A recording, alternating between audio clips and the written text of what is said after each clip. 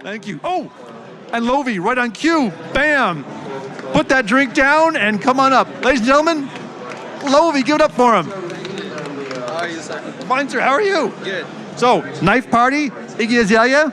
You want to mix for people like that, right? You don't want to mix my music because it's really bad. But if you want to be a successful mixer, Lovy can tell you how, and he might sneak in a plug or two from McDSP. Hey, how's everyone? Good. So, as he said, like, I've worked with a bunch of artists, and initially when I moved here, I wanted to do more mixing work, and then it turned into production somehow, and it was kind of difficult in the beginning to kind of sound, you know, you have to sound like the competition. The point of producing and being successful in this thing is that a lot of people are very talented and they make great music, but the problem is they don't sound like the people they're competing with. So it's not so much that they're not gifted, it's not so much that they can't do great music, but the point is to sound as close as to what you hear on the radio. So I took some time and I started reading some articles and I started trying to figure out, like, you know, what plugins would work and what this and that. So I started learning more about mixing because I had to sound good. So the first interview that I read was it was a DVD, and it was by a mixer called Charles Dye. And Charles Dye was the first person I ever saw use McDSP, and the first plugin that he talked about like over and over again was the analog channel, the AC1. So I'm going old school. So the AC1 was, there we go. This is the newer version, but the AC1 was my favorite plugin forever, for the longest time. You know, it allows you to, it kind of allows you to do some saturation. It sounds like consoles and things. And this is relatively earlier, before people had like SSL plugins and things like that. So it's really, really old school. So I really loved this plugin. So this was what introduced me to McDSP, and they were green. So I was like, what is this green thing? So when he talked about it, he was talking about warmth and things like that. And those days, you know, we still had CDs and we still had tapes and we still had things like that. So the first ever plugins I got from McDSP was the analog channel. And when I got that, I loved them, and I kept studying and I kept working and I kept trying different things. And I ended up seeing Dave Pensado was the second person I saw use the filter bank. I think it's the E606. And you know, and I love them, and because they were like Navy kind of. So at that time I was looking for every emulation, and at that time it was kind of difficult. I was just starting out in the business. I couldn't get some other things, even though I somehow, you know, working in the studios, I got a chance to get these things and saved up, and I bought it and I used that. Then as I kept going, at the same time I wanted to mix, but I was going more in a producing direction. I didn't really want to do that. I really wanted to be a mixer. Then I meet Dave, and Dave hears my stuff. He says, yo, you're great, but don't mix, produce. But over the time, I was working so hard on my mixing skills, and McDSP became such a close, it became such a tool for me with how I crafted sound. Because what happened was, every time I played things, everyone would be like, yo, what did you do? How did you do that? And I'll be like, and I'll show them the analog channel, and then I'll show them the filter banks, and then I will show them actually even the compressor banks. You know, I used a lot of, I loved, I think it's the CB3. He had a DBX 160 remake, something like that. He had like a preset. And I used that for parallel a lot. You know, but everything I did was from what I read.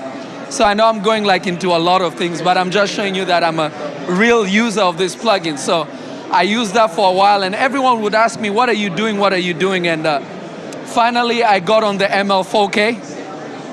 And when I got that, that changed my whole world completely. You know, it's almost like cheating. You know, so when I would go to the studio and I would play stuff, everyone would be like, yo, how did you do that? And when they would look at my stereo bus, I have no EQ, it's only that thing.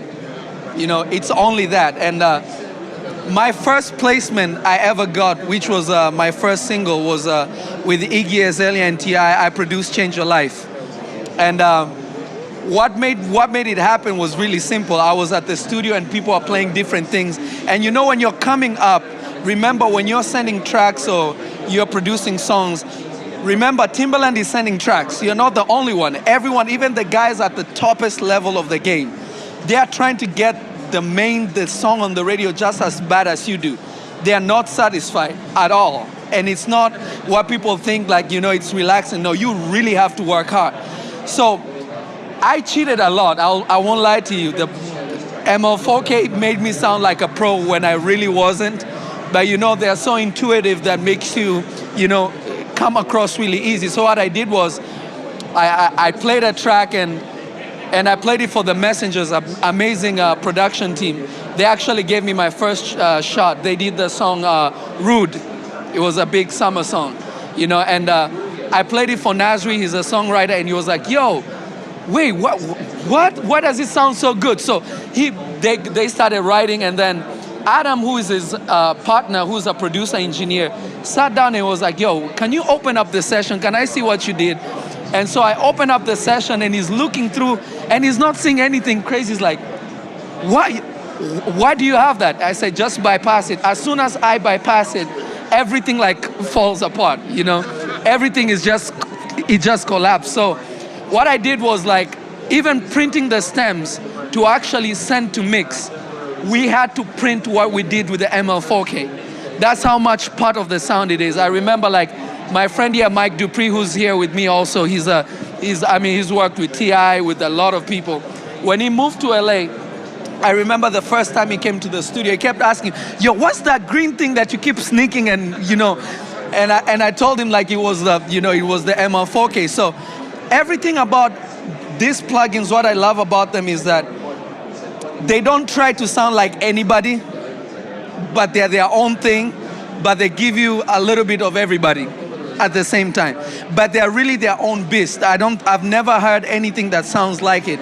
Even the things that are kind of like, they will give you presets for emulations and things like that. It's really to give you that color, but really it still does its own thing. And I think that's why they've been here for a long time, you know. I mean, I moved here from Kenya about 8 years ago, you know. I was a young lad then, you know, but they've still been here, you know. And one thing that I always wanted after seeing Charles die and all these people was always that, you know what, when I start getting songs out, one day I want to be able to meet this guy and just tell him, hey, I probably owe you some publishing because, you know, this is a cheat. Like, it's straight up stealing. I don't even know how to say it, you know. And the thing I loved about it is I didn't really know, you know, you don't really need to know about compressors or anything like that. You just need to put something on, move a few knobs, and things sound good. And what gave me a proper introduction was the ML4K, you know. I have a session that I wanted to show. Is that okay? Is that okay? All right, here we go. I want you to listen to the drums, right? Look at this, check this out.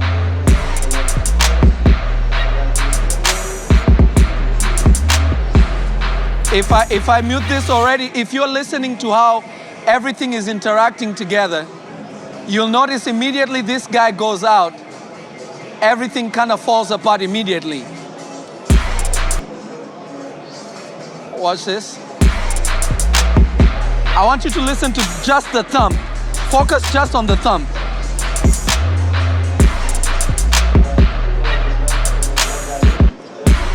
Listen to that just first kick. Now check this out. You see that? But if I turn it on, there's a like saturation like top thing that it does. It's very subtle. Again, these things are a combination of a lot of things together that creates such a big difference. So it's very subtle, but as soon as you take it apart, the interaction of everything they stop working together as they should. And that's because what I discovered, and I started doing this, Charles Dye initially did it on the stereo bus, but I went from the stereo bus to individual tracks, and I did it everywhere. And I use it still in multi-mono. Why? I don't know. It sounds cool, I guess. You know, I use it the same exact way. So the key is always, what I love about it is this saturation guy is the secret. That's the key for me. It's still subtle, like you can drive it and go really nasty and do crazy stuff with it, like I've done like with other records that I've worked on, like the Knife Party stuff, the Iggy Azalea stuff. I actually went crazy on it. I literally distorted it on purpose. You can go really aggressive, or you can be just enough where it's subtle, where it's kind of like, it's like, I don't know, it's kind of like, it just sounds good. You know, I can't tell you technically, he probably can't tell you better like what it technically does. I don't know, I just move it until it sounds good. But what I love about it is just the combination of a distortion, of a drive, the curve. I don't even know, I don't think it's a ratio, I don't know what it is, but the curve, the attack and the release, that's like money for me. Has always been, will always be, and I use it on drums and everything. I use it on vocal buses, I use it on synth buses. I use it so much because it gives me like the best. If I want things to sound warm, I can make it sound warm. I just have to push the drive a little bit and it does it, you know. If I want to, you know, drive it a little back and I want it to sound a little natural, I can do that. And another person, I don't know if you remember this record, Lil Wayne's How to Love. Actually, on those vocals, they use the, I think his name is, I forget this mixer's name, and he works out of Florida. And he actually used AC2 on the vocals. He used the AC2, the tape thing on the vocals. So the more you use these things, you find a way. And the key is to always use tools. This is my opinion. Use tools that people are not aware of it yet. So by the time they actually get to it, you already have done it so well that it's become part of your sound that they will be technically copying you. I'm gonna show you what I do on vocals all the time. This is also my vocal process. And again, I'm not hiding anything. I'm showing you exactly what I do. I'm a pro McDSP guy. It doesn't mean I don't use other stuff, but 80% of what I do is these plugins again, which is a great thing, right? Right? Check this out. All right, I'm just gonna show you some basic simple vocals and how I do it. That's interesting. My keypad is acting up, but just not. All right. Just not a dose. Just not a dose. So this is a song I did for this artist called Alice. She's upcoming. She's out of where was she? Is it not Amsterdam? No, it's somewhere in Europe. Let's say Amsterdam for now. You know, but this is a record that we're working on. And another tool I love is this guy. I think this is the most underrated de-esser, and it's personally one of the best de-essers there is. I really think so. You know, and what I love about it, it always seemed, at first, it took me a little while to kind of figure it out. I had to really sit down and go into it. But the key about it, I always found that it never left loose ends. If you know, I don't know if that makes any sense. It always seemed to grab what I needed it to grab, but not to kill everything at the same time. So it always just worked just enough whereby I can go really aggressive or just do enough, you know? And normally my process, how it would be is that, let me mute all these guys first and just show you. So what it will be is normally I'll start with this. Just not a dose. If you listen to where the S's are. Dose to keep you close. I don't wanna know. Just not a dose. Just not a dose. So her voice, she has a very airy voice already, and her S's are a little crazy. And what happens most of the time is that, at least this is what I think, when you are compressing something, it will make some peaks actually come higher and get louder. So if you're compressing before, if you compress then DS, you're actually magnifying certain things that you don't want in the signal, you know. So my thing was, and I've tried with the different plugins and for different tools and to try and get this thing right, but I always seem to go back to this guy because it always seemed to take out the loose ends. I would never have loose ends that I will have to worry about. So check this out. Just not a dose. Just not a dose. Now look at this. just another dose, just another dose. Like crazy, like instantly you're like, it sounds natural, and that's another thing.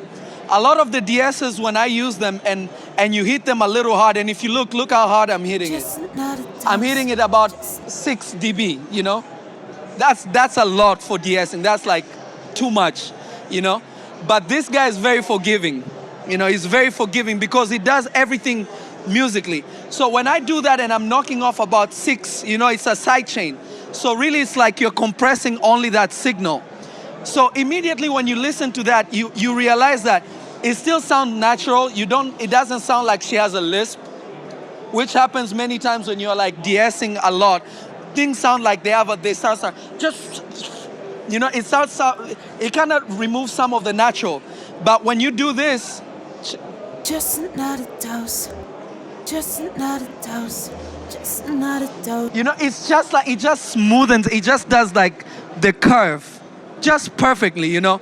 I still, you know, I don't know what the focus does. I use basic knowledge and I just move things until it sounds good. But the thing I love about these things is that they sound good immediately, you know. It's not like trying to do anything, it's not trying to push anything, but they just sound good immediately, you know. I mean, this guy is a classic. You know, if there was a, if you know that there are tools you've seen it so long, you can't do without it. This is one of those guys. And again, I started using it because I was a huge fan of Dave Pensado, and Dave kept using them and I kept reading Sound on Sound. Those are the days I was hungry. I was trying to find that musical thing, and I started using it so much after that, and it stuck.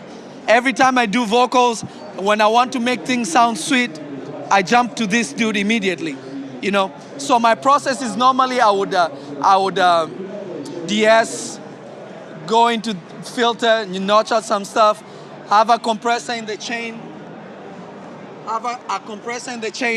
then EQ a little bit. Just another dose, just another dose, just another dose to keep you close. Check this out. Just another dose, just another dose. And the thing about it, it never seemed to make things sound harsh, you know? And remember, she already had crazy S's going on, you know?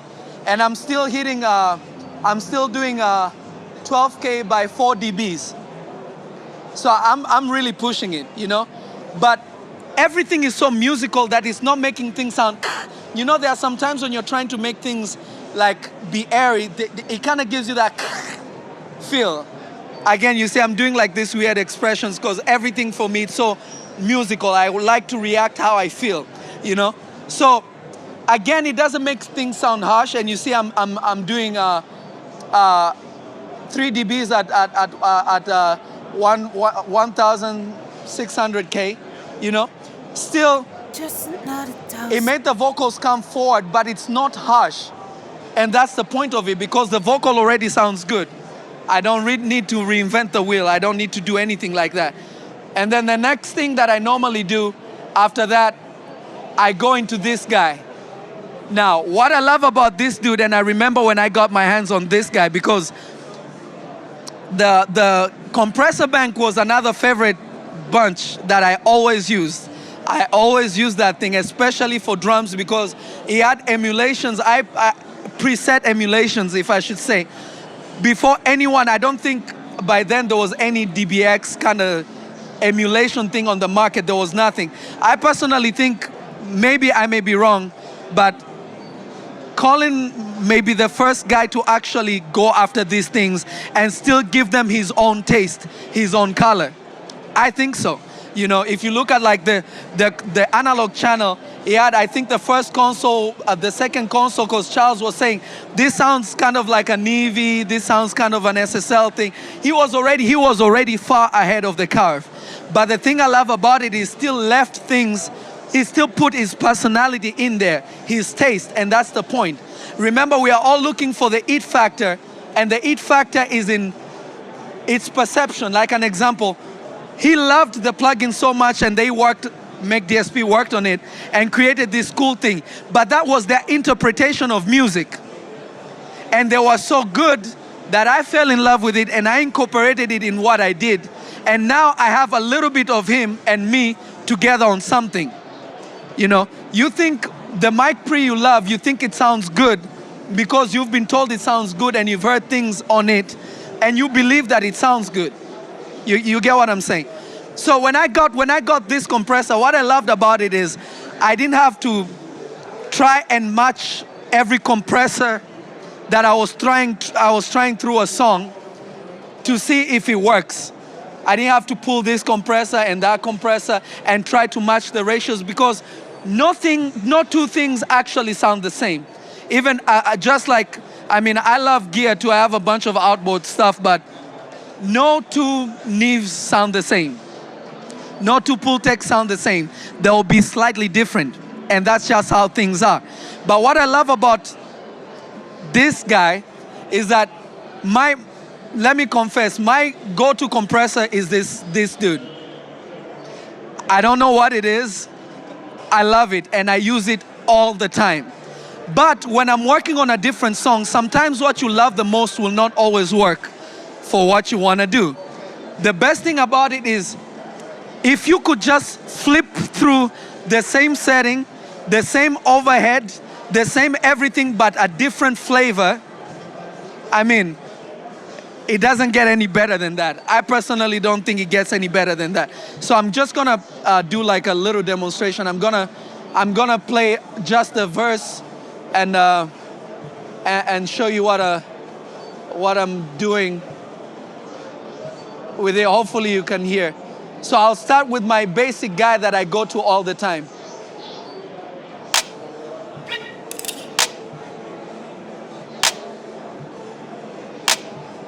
All right, here we go.